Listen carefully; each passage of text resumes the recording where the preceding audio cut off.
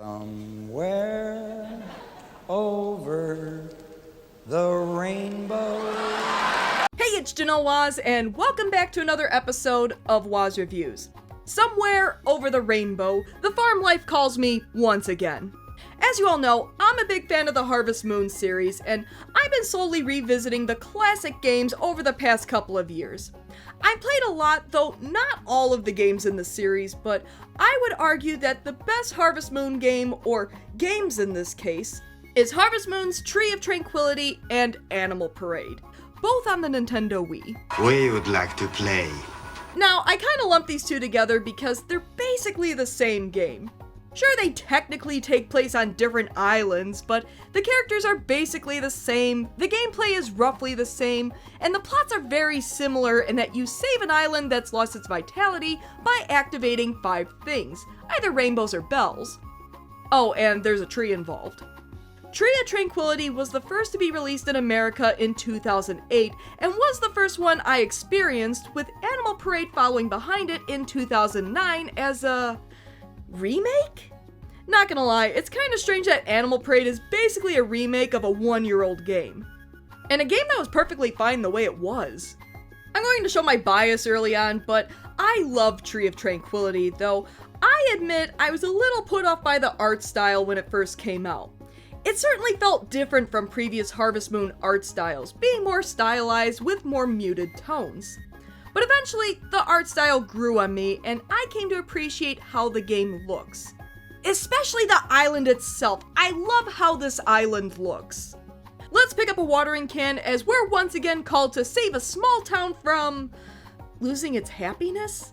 And restore vitality to the land in Harvest Moon Tree of Tranquility. But before I go further, make sure you subscribe to my channel. I talk a lot about Star Trek, video games, and whatever else I feel like talking about. And if you'd like to help support the channel, consider becoming a member. Be great to have you aboard. Alright, let's do this! Harvest Moon, Tree of Tranquility. Couldn't muster up more enthusiasm there, huh? After choosing to play as a boy or a girl, we open the game on an overhead ocean shot that I rather quite dig. Very cinematic. We're on a boat headed to Waffle Island to start up a farm. After all, the brochure promised a wonderful life on wonderful Waffle Island. Quite a rancher's paradise from what I understand. And even Captain Pascal is doing his part talking up Waffle Island. And after giving him my name, birth month, and, strangely enough, favorite food? Seriously, I have no idea why I'd even asked this question, and I've been through this game a couple of times. We make our approach to Waffle Island, a tranquil paradise. Or not. Oh, it's just a little rain on the open ocean. I'm sure we'll be fine. And I'm dead. Well, it just so happens that your friend here is only mostly dead. Mostly dead is slightly alive. Wow, I really am dead, aren't I? I'm dying, aren't I? Actually, in my incapacitated state, I have a dream of a beautiful lady. Not much of a talker, though. Well, I awake at an inn no worse for wear, and step outside to a beautiful sunny day to meet Hamilton, the 18th century clad gentleman mayor? You don't see cravats like that anymore. And he even offers to take me on a tour of the town. I love how the choices range from Hamilton you rock to leave me alone! What do you mean I have to go to each person in town and introduce myself? This is an introvert's nightmare. Kids nowadays don't know how to say hi. Wait, Irene Ryan? Well, I see Granny Clampett finally ditched Beverly Hills and opened up her own clinic. This is called my general purpose bandage. We even have a chance to meet some of the hot local singles. Yeah, those sparkles aren't just on anybody. Only the beefest of cakes get them. Oh yeah, and that brochure was total bull. In fact, the entire island is a ghost town and everything's just terrible. I feel like I should sue.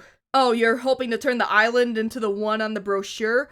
Well, that doesn't get me back home, Gil! Wait, Ellie? You're here too? When did you leave Mineral Town? Or Flowerbud Village? Actually, considering she wants to become a baker in this game, it's probably from Harvest Moon 64, so Flowerbud Village. Heck, even Gray's in this game, but neither he or Ellie really do anything, they just serve as nice callbacks. And after another night at the inn, Hamilton drops us off at Souffle Farm to learn how to farm from the warm and friendly farm owners. If you have no business here, go home. Craig, this field is overrun with weeds! Get to weeding already!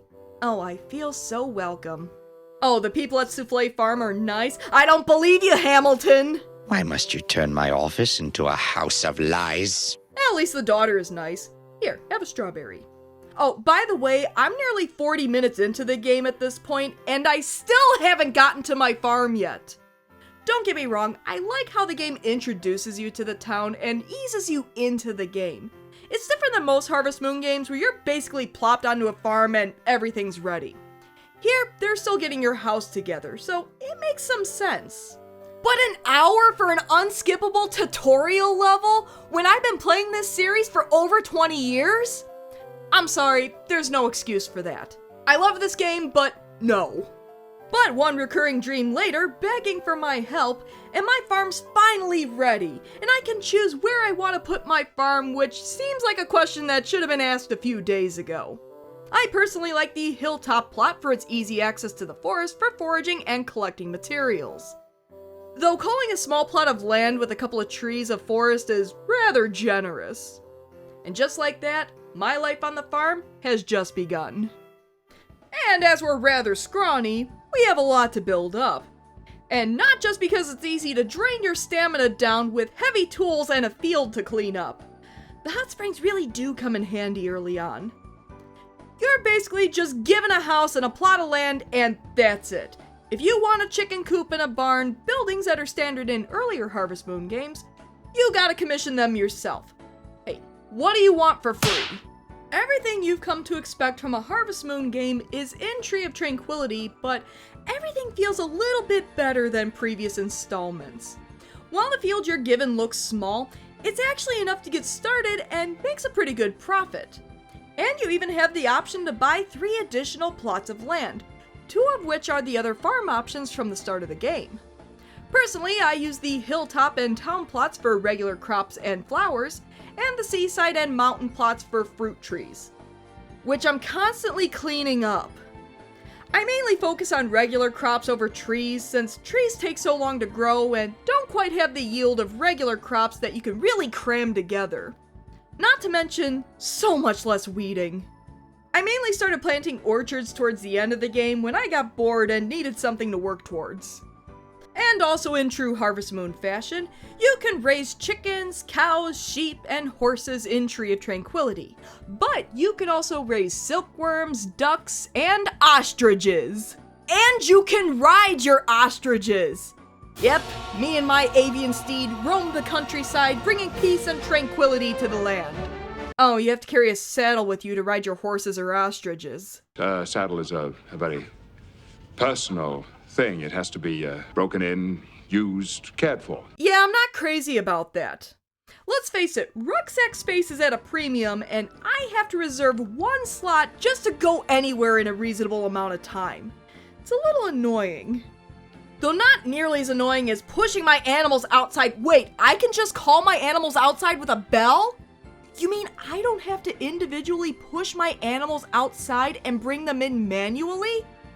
I might not even mind having a barn full of animals.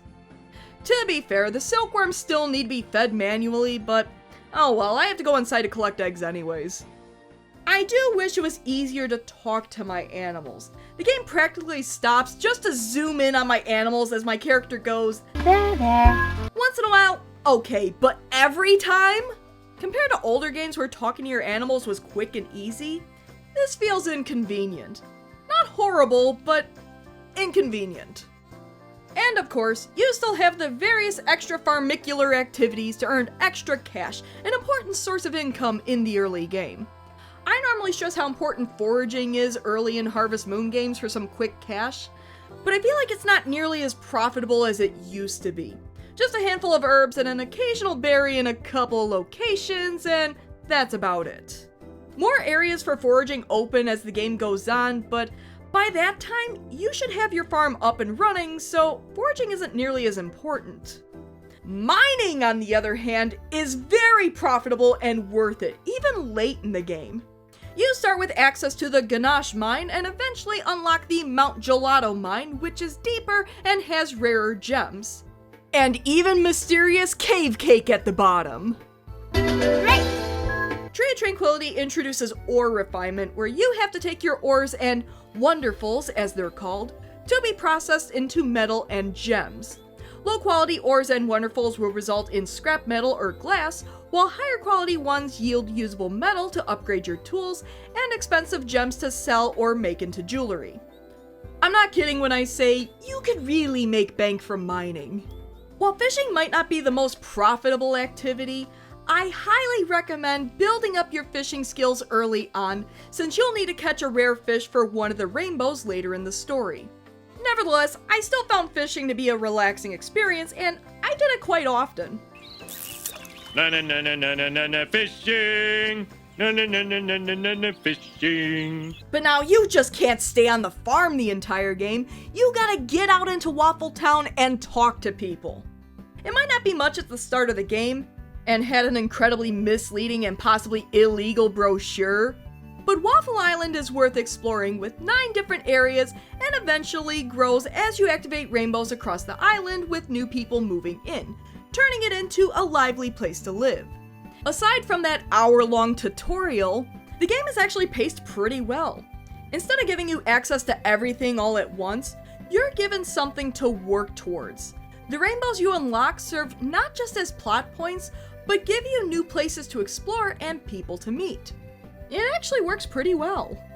Almost everything on Waffle Island is named after food. Meringue Clinic, Sunday Inn, Souffle Farm, Ganache Mine, Mount Gelato, Carmel Falls, among others.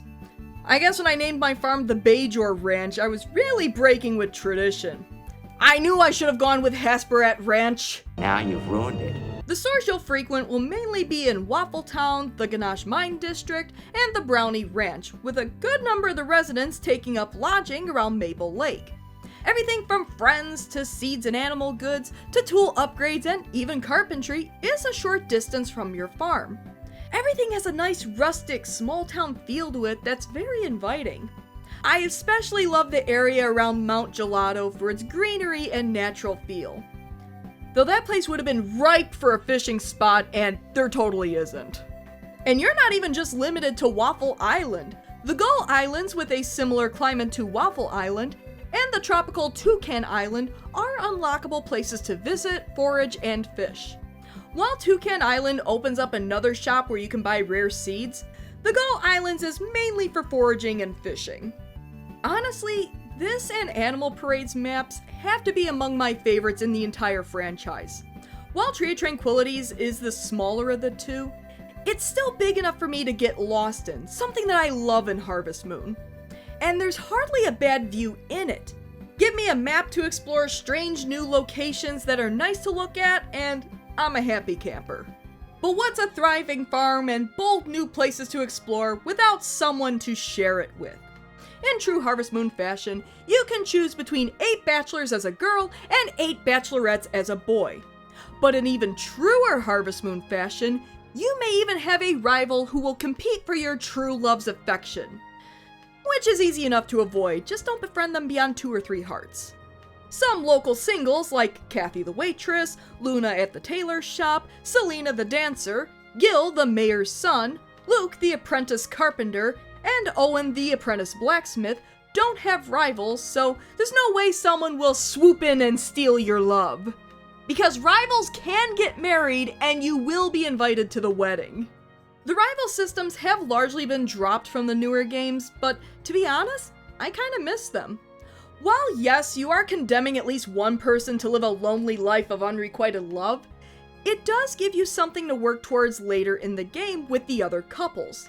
Let's face it, after a while in most Harvest Moon games, there's nothing to do but farm and then farm some more. So if I can unlock additional events and see the other characters find love and start up families, it encourages me to keep playing. Now, the bachelors for me can be hit or miss. I mean, Gil's brochure straight up lied to me, so he's out. Sure, Jin's a doctor, but I like Anissa and don't want to step into her territory. Girl, you get yourself a doctor. Luke, I'm just going to leave that alone.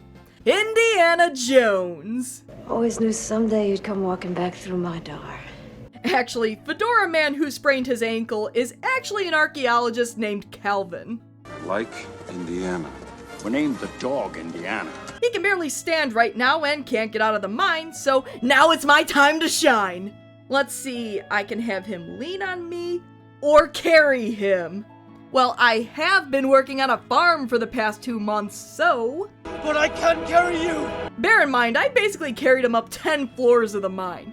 Am I still scrawny, Craig? But at least Calvin likes me now. Hey, wait a minute! I thought you twisted your ankle. Oh, yeah. Whatever, Discount Indiana Jones is mine. As an archaeologist, Calvin loves him some amber, which would also work if he was a paleontologist. So I started loading him up with plenty of amber, but after a while, I discovered it was more cost-effective and easier to make him his favorite foods. Listen, I'm a struggling farmer and every G counts, even with love on the line. As your relationship blossoms, you'll eventually trigger cutscenes which will increase your sweetheart's affection level. Okay, the first one, not so much, you just get a gift. Limestone. Thanks? But eventually, you'll get asked out on a date. Dinner. You buying? Well, this is delicious.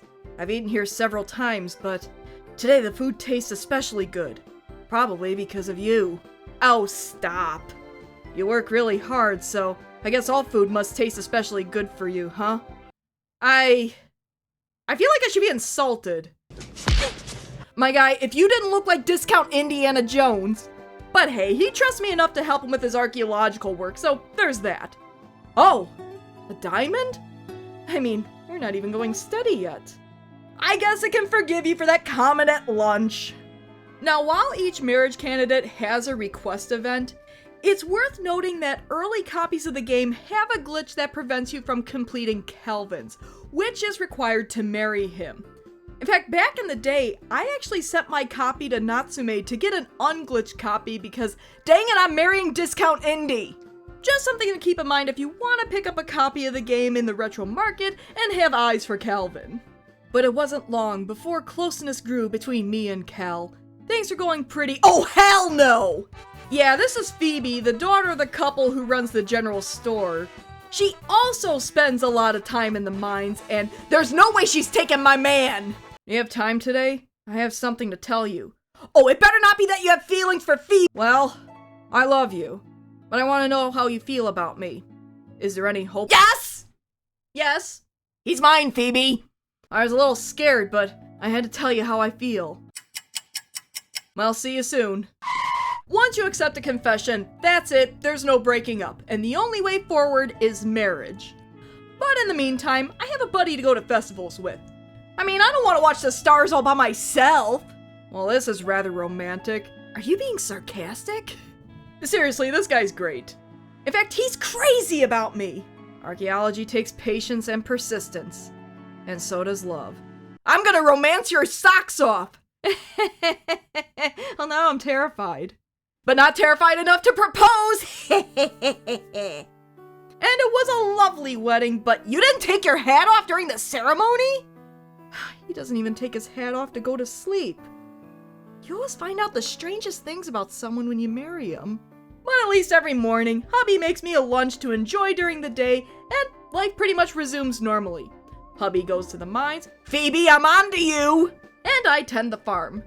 Heck, he even shares the latest town gossip with me. The girl from the tailor and that weird fella had a child. I mean, if that's not a happy marriage, I don't know what is. Heck, I'm even a little sentimental and turned Calvin's diamond gift into a ring. Stick these carrots in your soup, Mrs. Glickman. Uh-oh, looks like Junior's on his way! Don't call me Junior. Or her way. You can choose to have a son or daughter, or let the game decide. And this is a little complaint I have. For some reason, it takes a really long time for you to have a kid and for your kid to grow up compared to the other rival couples.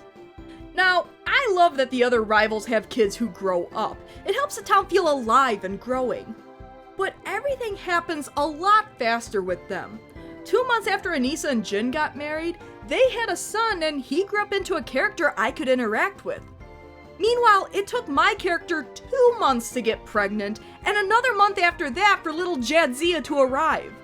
I mean, there are additional family events after having a kid, but at this point, I already completed the main storyline, and I started running out of stuff to do. Heck, you can even restart the game as your kid with a New Game Plus option, but there was no way I was playing at least another in-game year for that. If there was more to do on my farm or even cutscenes around town to unlock, sure. But as it was, I was ready to move on a long time ago. But now what about that plotline? Well, the goal of Tree of Tranquility is to revive Waffle Island by reviving the Mother Tree, which died around the same time the Harvest Goddess and Harvest Sprites disappeared, and whose roots can be seen all over the island. And that beautiful lady of your dreams just happens to be the Harvest Goddess, and since she managed to make contact with you, you're the best chance this island has to return to its former glory. Help me, Janelle. You're my only hope. Man, if only I named myself Obi-Wan Kenobi. Help me, Obi-Wan Kenobi. You're my only hope. Upon finding the Harvest Sprite quilt, you're tasked with waking up each of the Harvest Sprites sleeping under flowers near their trees so they can make rainbows.